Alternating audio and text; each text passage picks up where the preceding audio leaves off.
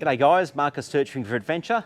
Welcome back to another episode. This one's going to be an update on the modifications on the Landcruiser. I've done 3 new mods. I'm going to run through them very briefly and show you what I've done, and I don't know, it might help you guys out if you're doing something similar as well. If you're joining me for the first time, be sure to hit subscribe, give us a thumbs up if you enjoy the video. It certainly does help us grow our channel.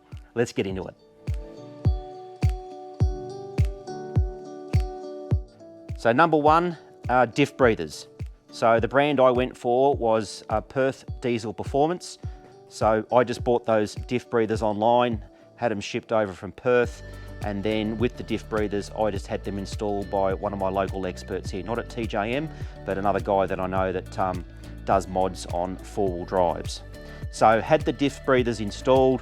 We're doing a trip up to Cape York, and as most of you guys are well aware, if you are doing a lot of creek crossings or river crossings, it certainly does pay to spend the small amount of money to get those Diff Breathers installed. Fairly inexpensive. I think they were about 180 bucks for the Diff Breather set, and then further to that, I think there's only about 2 or 3 hours of labour to get them installed. So it's a fairly inexpensive modification to do to your car that could save you, possibly thousands of dollars if you ran into a bit of strife getting water into your diffs.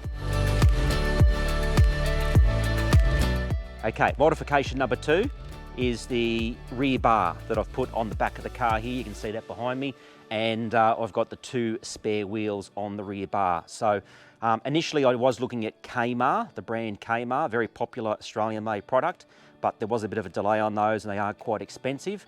I was able to source a cheaper, and from what I can see, a still good high quality Australian made rear bar, and that's through Raslarr Engineering. They're based in Melbourne, so you can jump onto their website and see everything that they've got down there. They do a bit of bar work and other sorts of stuff as well. But yeah, did a bit of research, and also Andy, my mate Andy there, he's got a Raslarr rear bar as well, and he's happy with his. So I went with Raslarr. I've had the bar now probably about 2 months, and it's working a treat. So just swinging around, you can see the bar down below there. Very, very Mickey Mouse. I've opted to have the 2 spare wheel carriers. Obviously you could get, say, 1 spare wheel and put a jerry can on one side, albeit you could not even have an arm, a swing away arm on one side, and just have a swing away on one side. But anyway, let's have a closer look at the bar. So just down here, it's been installed very, very well, but just the quality of the bar itself, you can just tell that it's very well made. Got the Raslarr logo lasered out there. It looks pretty fancy. This is where obviously your installer will cut your existing bumper and put this on. Everything about the bar seems to be very strong and sturdy. This is the little pivot here. There's a gas strut down here as well, so when you open up these arms, they don't fly away on you. And these tyres and wheels, rims and tyres have got a fair bit of weight to them. So yeah, everything's very, very sturdy and strong. Also down here, guys, you can see I relocate the parking sensors. So the parking sensors all work fine, as per the old bar that was on there. Obviously down here, you've got another set of rear lights, so indicator, brake, and also driving lights. It's a bit hard to see the other ones in behind the wheel there. So just as we come along, these are the reversing lights when you throw it into reverse, and they give out a massive amount of light. It's actually yeah, quite amazing how much light's coming out of these things. It's pretty handy. Also down here, the guy that I had install this, it wasn't TJM. I had this sort of independently installed by a 4-wheel drive specialist here on the Gold Coast, but he's relocated my plugs here, my 2 Anderson plugs, and that 12-pin flat. That's all very nice and neat and tidy there. Come along, you've got my hitch receiver, I think that's what it's called. We're in the middle, right above the hitch, you've got the reversing camera. So that's in the perfect location. When you're backing up to the caravan or your boat, it's right above the hitch. It's very easy to align. And the original one in the 200 series is actually a little bit to the left. And when I was reversing up to the van, you had to sort of gauge how far that was offset. So that there is pretty cool, how that camera is sitting right above the hitch. You can see the arm across here.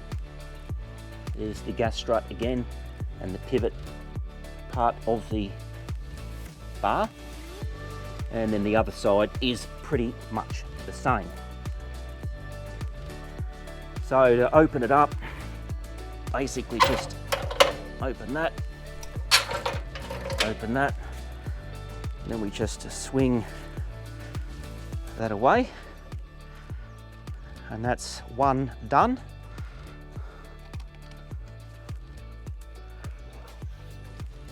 Simple as that. You can see here, this is the wiring for the rear reversing camera, and a nice and neat and tidy job that my guy's done, and it's all back into there. And there's got the cable going up to the number plate light there in the back. Here, this is an adjustable section here, just depending on the thickness of your tyre, depends on how much you need to push this either in or out. I've got that pretty much pushed all the way out. I've got either 285, 65, 17s, so and they fit no problem at all, and you certainly could probably get a slightly bigger tyre. The other side is fairly much the same. Got that same bracket in there, adjustable for your size of your wheel. We've got a fancy Raslarr cutout, so it looks pretty fancy. There's the gas strut down there, and then also in the kit it comes included with this checker plate that goes on top here as well, which makes it look nice and easy.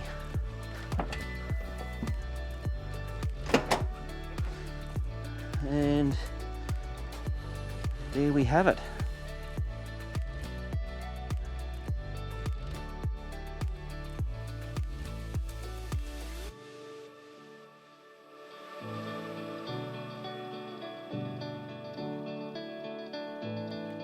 Modification number 3, long range fuel tank. So I went with the Long Ranger, that's the brand, and they're a metal long range fuel tank. If you jump on their website there, you can, very easy, you go onto their website and you can go through, select your make and model, and it'll tell you what they've got available to fit your car. So that's what I did. I just went on, I had a look. There's various different options available. So you can go all fuel, or you can go a combination of fuel and water if you want to integrate a water tank underneath as well. So I went the 180 litre tank. Basically that sits where the old spare wheel was, and also where the 45 litre sub tank is here in the 200. So I have a total of about 273 litres, which is a ginormous amount of fuel. It might sound ridiculous, and certainly it's not gonna, I'm not gonna need all that fuel all the time, but you know, planning to hopefully do the Canning stock route in the next year or two, and there's a whole heap of another bunch of Western Desert tracks that I want to get out and do as well. We are looking to head back out to the Simpson, and just having that extra fuel on board deletes having to have a Jerry or two as a bit of backup. Rightio guys, hope you enjoyed that video. Give us a thumbs up if you enjoyed it, hit subscribe, and we certainly do appreciate you guys following us on YouTube. If you didn't see the original modifications video, I've got it somewhere about here. Click that link, check it out, and the one down here, you may be interested in our epic Simpson Desert trip that we did 12 months ago. Keep your eyes out for Cape York, it's coming soon guys. Thanks again for watching, and we'll see you next time on Searching for Adventure. Whoa!